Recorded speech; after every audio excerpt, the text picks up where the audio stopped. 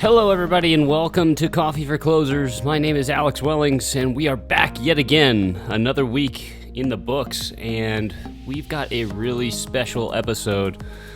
But first, I want to thank everybody. The outcry of support for this show has been phenomenal. I'm so glad everybody is finding a time during their day to listen to it and gaining some extra special knowledge from it. This week will be no different. Like I said before at the end of episode 3, I've got a really special guest this week. Her name is Shay Vogel, and she is a confirmation artist, I'm going to say. She is an artist at confirmation calls. And she divulges her process on how their office has basically gotten 90% of those that register for their workshops to the workshop itself. Absolutely phenomenal. I mean, just an incredible process, and I'll let her do the talking on this one. But thanks again for everybody taking another listen this week. I hope you guys will continue to enjoy these. And again, like always, please feel free to give us suggestions on next episodes. We're really looking forward to a year's worth of fantastic content, and I hope you guys enjoy this week's show. Shay, thank you for being on the show. Welcome. I surely appreciate it. You're so welcome. I'm glad to be here. So today we're talking a little bit about your confirmation process. You have had a lot of success working with Hal down in Sarasota, getting those that have registered for the workshop to the actual event, and that has been a pain in a lot of advisors' sides. I'm wondering if you could elaborate maybe on your process first, and then maybe we'll talk a little bit about what you're doing differently when you get people on the phone. So maybe you could elaborate just a little bit on what your process going into the confirmation process, or when people register, all the way up until they show up for the event. Sure, absolutely. So we get the emails, and I get them on my phone as soon as someone registers. And so as soon as I see that, as soon as that comes across, I send out a generic text. It says, "Good afternoon. Please respond with C to confirm your spot for the upcoming whatever class it is, Social Security class, for example, on Wednesday, January 29th at like the location." And how do you do that? Do you send a text message just through your phone, or is it through an automated system? Like, how are you texting them? I just send it through my phone. Okay. And so basically, I mean, so I just wait for most people just respond with C, and then I check next to their name because I print out the list. I check next to their name if they've responded to C or not. Okay. And so then if they haven't, the next day what I'll do is I'll email them. Okay. And I'll send the same thing. And then I often get a lot of responses via email, and they'll just respond with C. Okay. And then if they still have not, then a couple of days before, I give them a call, ask them if they have any questions, and just tell them that we're looking forward to seeing them at the seminar. So first you send out a text message the moment they register, and everybody that confirms, then they'll respond with a C back to your text message. And then Correct. Right after that, you're shooting them an email, like those that have not responded via the text, you're shooting them an email. Is that right? I do it the next day. The next typically, day. Okay. or I wait half a day just so I'm not bombarding them. Right. Some people, it takes a while to get back to text because they're working. So I don't want to annoy them up front, Well, you've got registrations coming in each and every day. So you're sending some people texts and other people emails that day. I mean, so how do you deal with the staggered nature of emails or people registering each and every day? How do you keep track of all of this? So on the Learning Lab sheet, there's, we have a printout, and at first I'll just write down their names in my little notebook and put a C. But then once it gets, we have a lot of people registered this time. So once the number increases, I'll just print out that sheet that y'all provide us. Right. and then I'll just mark on it. And then if more people register, I just write on that sheet. It works, you know. Right. But I work on my phone and my computer all day, so I can see whenever someone has responded. So even if I'm on another phone call, I can do it right then. And I have it to where the text that I send out, I just copy it. And so I have it to where I can just paste it and send.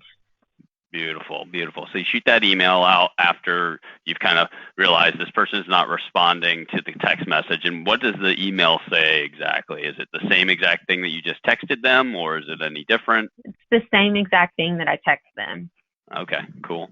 And then finally, once they haven't responded, so that you'll get a few more from the email that have confirmed, and then finally you start to call. Is that the day before the workshop, or how close in proximity to the workshop are you calling the people that have not confirmed yet?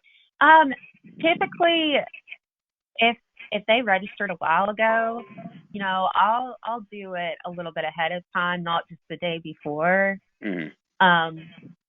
Probably because the further away that they have registered, the more they tend to forget about it. Right. So right.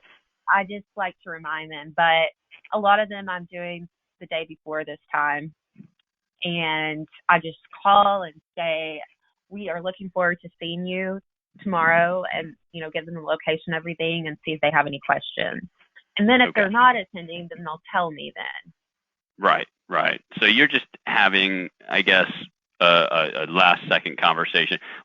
Okay, so if I'm somebody that's responded to the text message, like the first day you sent me an email, or the first day you sent me, or I registered, you sent me a text message, and I respond that I'm coming to the event. When are you going to touch me next? Is that just the day before the workshop, or a couple days before the workshop? When are you going to touch base with me again? The day before the workshop, I send out either a text or an email based on what they responded to. Okay. Yeah, and I say, we are looking forward to seeing you tomorrow night. And I say the time again. I give the location, the address, and then I give them, if it's available, a map. I send a map because some locations are kind of tricky to get to. Sure. And then at the end of the text, I give them Hal's cell phone number if they have any questions. Wow. Now, so that's really clever. I mean, so you're keeping track of what the best method of contact is for me. So if I respond to the text message, you're notating that I'm a text guy, and that now when you confirm me later on, you're going to text me going forward. Do you ever call a person that's responding to text, or you just stay with the text message? Before the workshop, I just stay with the text message. Okay. But then after the workshop, I'll call. Right. Okay. All right. So once they've kind of warmed up and they've come to the workshop, now it's time to have a conversation on the phone. Okay. So let's talk about, I guess, those that have come to the workshop, and now you're going to set an appointment with them. How do you go to the workshops with Hal? I'm not even sure on that. Are you at the workshop with Hal or no? I actually lived a year in Florida and Sarasota, and then I moved back to my hometown in Texas. So I work remotely. Okay, so you're totally remote. So when you call, do you set the appointments for Hal the next day? Yes, sir. Okay, and then so when you call these folks, what is it that you're saying to them? I hope you enjoyed everything, those types of things. Walk us through your script a little bit. So I say, good morning or good afternoon. Thank you for attending our class last night. I say that right off the bat so that they don't have a chance to think I'm selling them something. Mm-hmm. I want to remind them that they've been at the workshop. Right. And then I say, I wanted to see what a good day and time would be for you to set your complimentary consultation that you requested. Okay. All right. So then do you give them just kind of free range on the calendar, or do you kind of guide them towards where the appointment should be? Usually after that, if they hesitate, then I'll make some suggestions. They might say, I can't schedule it until February 15th. And so then I'll say, well, let's go ahead and get that down after February 15th. I try to, as soon as I make contact with them, even if it's further out, go ahead and get that on the calendar, because if not, then sometimes we lose them. Right. Yeah, we don't want them to book too far out. Okay. All right. So you guys have obviously had incredible, your process beforehand has worked very, very well in the digital world. And so I have to think that the text messaging thing that you're doing is working really well. I know that my doctor's office texts me when I have an appointment coming up. My dentist does the same thing.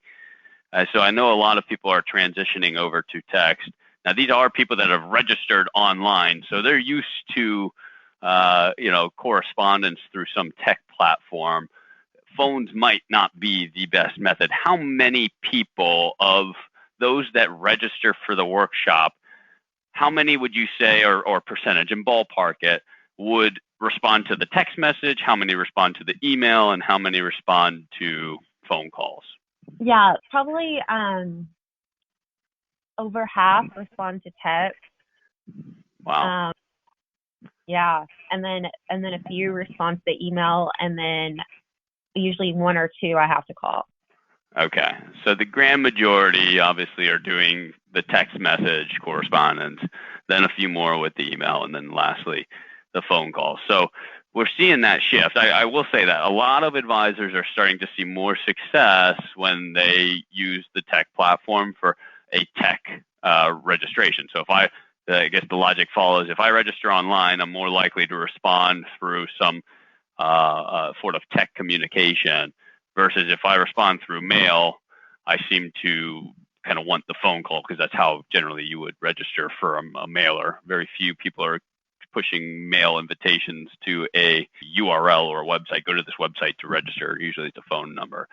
So your process is very in tune with what we're seeing as well. Now, is there anything else that you think you do particularly that separates you from others, or is it this that you're religious about your process? What is it that you think best is contributing to your success? Well, I think I am religious about the process. I also wanted to add, based on the topic, like if it's a topic that's going to grab an older demographic, then they might not respond as well to text. Okay. Like they might not be as up on text. Elaborate on that a little bit. Well, let's say we're doing estate planning. They might have a lot more that I have to call, because they might not respond as much to text. Right. It's just a different demographic. But like the other ones, it's great because if they're at work, they can't answer their phone, but most people can like shoot back a C at work. That's clever. Yep. So also the day of the workshop, Cal always has someone come with him, and they try to set appointments at the workshop at the very end. Right. And they go ahead and they have their calendar and they set them up, and then he'll give me whichever one he didn't set, and then I'll set them up. Okay. So yeah. I mean, and that's typical. We do see a lot of advisors bring somebody with them. The problem is then they kind of, I think a lot of what our industry is struggling with is keeping track of how I confirm them in the first place, is how maybe I'll get them or connect with them again after the workshop. Even though you say you're getting a lot of these people on the phone right after immediately following the workshop, you're at least following that logic path prior to, where if I registered and then I confirmed via text message, so I registered on my phone through Facebook, and then I text messaged my confirmation to you. When you do your final day before confirmation, you're texting me that, directions or Hal's phone number if I have questions on where I'm going, blah, blah, blah. A lot of advisors don't do that. They may shoot a text message out, mass text message to everybody saying, don't forget our workshop tomorrow. they're not doing that on the upfront to confirm the person. They're still following the same method of, okay, they registered. I'm going to call everybody. Oops, I only got 2 people on the phone. So what? I'm moving on. Exactly. That's such a waste, right? So I love what you're doing. It keeps them engaged, and that's right. what we want to do. Keep them reminded. And a lot of places, a lot of things like that I sign up for, like a doctor's appointment or whatever, they'll send back a confirmation text or email. Right. Yeah. It's what a lot of people are doing. Yeah. I actually have a doctor's appointment tomorrow morning at 8:30, and I have not received any phone call or email on anything. Everything has been through, aside from, actually, I take that back. I did get an email about filling out a form. They have an updated insurance form, but that had nothing to do with my appointment. They had a text message to confirm my appointment, get directions where their new location is, all of that. They have not once contacted me via phone, nor have they contacted me via email other than to do normal updates of stuff. So it is something that we can look at other industries and say, why don't we take a page out of these books that are doing this so effectively? There must be some merit to it. Exactly. And honestly, that's where I got the idea from. That's what other industries are doing. So yeah. And what's kind of the most interesting to me is some of the advisors out there, they will do a text message via those 5-digit numbers that they always have out there. It's an automation system. They just load up everybody's phone number and then they send one mass text out. You're sending it from your personal phone, which if I get one of those 5-digit number things texting me, I know it's an advertisement or it's something not as important. But if I get a 7-digit number texting me, I'm at least reading it. I'm like, who is this? Who's texting me? Right? It seems less fishy, Right. So I think that's really, really powerful. And I think that's probably something that allows you guys to get the numbers that you're getting.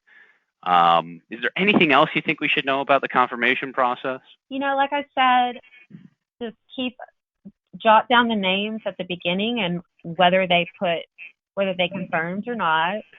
Yep. And then make a little notation of if it was via text or email. Right. And, and after, if some of the people didn't show up or if they couldn't make it, I'll still follow up with them. Oh, yeah. Okay. So how do you do that? I'm sorry you missed the class last night. We will have some classes in the future. Or if you want, you can just come in and Hal can answer some questions for you. Okay. All right. So how often would you say you get a response to that? Is it a few? Is it never? I mean, how often do you get somebody that didn't show to say something to you? We have a couple that are like, please call us for the next class. That's awesome. All right. So there is life after death, so to speak, right? Right. Yeah. All right. Well, then, that's powerful too. I'm very impressed with what you guys have done, kind of taking things to the next level. And I hope advisors that listen to this will benefit from hearing this process, because I think, I hear a lot of different confirmation processes out there, and I shouldn't say different because they're almost all the same, and they're all kind of getting the same lackluster results. So I appreciate the heck out of you hopping on this show with us and elaborating a little bit. Well, Shay, thank you so much for joining us and elaborating on all of this. I really, really appreciate you sharing this information. Oh, thank you so much. I enjoyed it, and I appreciate all y'all's help. Yep. Well, we'll keep rocking and rolling on our end, and you guys keep doing everything you're doing out there. And good luck to you in the next few events, okay? Thank you so much. Talk to you soon. Take care. Bye-bye.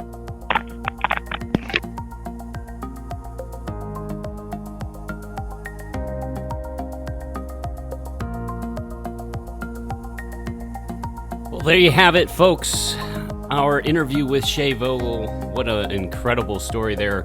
I hope all of you will put pen to paper on that one and use that. If you have questions about the process, we will be shooting out an email with an itemized step-by-step process for that confirmation process. So thank you to Shay and her entire team down there for helping us with this episode.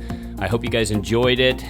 Thanks again for tuning in to Coffee for Closers. And as always, folks, keep closing, never stop.